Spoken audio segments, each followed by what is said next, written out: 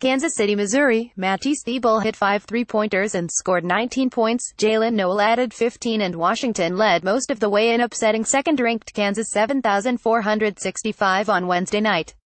Noah Dickerson added 13 points and 14 rebounds for the Huskies 72, who knocked the Jayhawks 71 from the ranks of the unbeaten with their first victory over them since December 1974. Box score: Washington 74, number 2 Kansas 65. LeGerald Vick had a career-high 28 points for Kansas, doing almost all his damage in the middle of the Huskies' 23 zone. But he didn't get a whole lot of help as the Jayhawks went 5 for 20 from the three-point arc, lowlighted by lousy performances from sharpshooters Devontae Graham and SVI Mykhailiuk.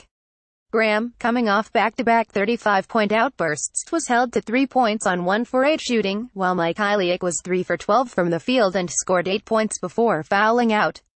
The Jayhawks should have been prepared for Washington coach Mike Hopkins' zone defense, considering he spent 22 years on Jim Boeheim's staff at Syracuse and Kansas had recently beaten the Orange. And in truth, the Jayhawks had little trouble getting big open shots in the middle of the zone. They just weren't falling most of the night.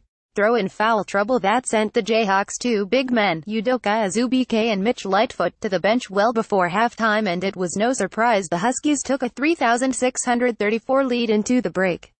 Washington kept the pressure on early in the second half, pushing its lead to 5,244 with 12:10 left in the game, before the Jayhawks finally turned up the defensive intensity.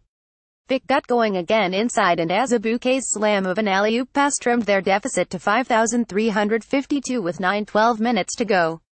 The Huskies calmed back down after a timeout though, stretching their lead again.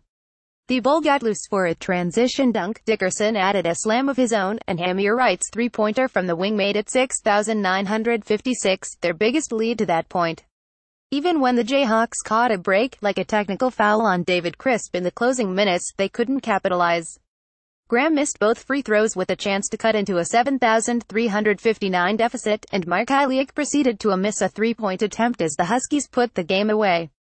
Big picture, Washington sure didn't look like the team that struggled to put away Seattle, California, Davis and Omaha in recent weeks.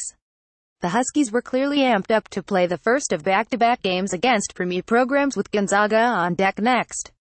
Kansas might want to reconsider games at Sprint Center. While the Jayhawks like giving their guys a taste of the building where the Big 12 tournament is played, it comes at the expense of a massive home court advantage in Allen Fieldhouse. Plus, they were bounced by TCU in the tournament quarterfinals last year, then lost to Oregon in the Elite Eight of the NCAA tournament a couple weeks later.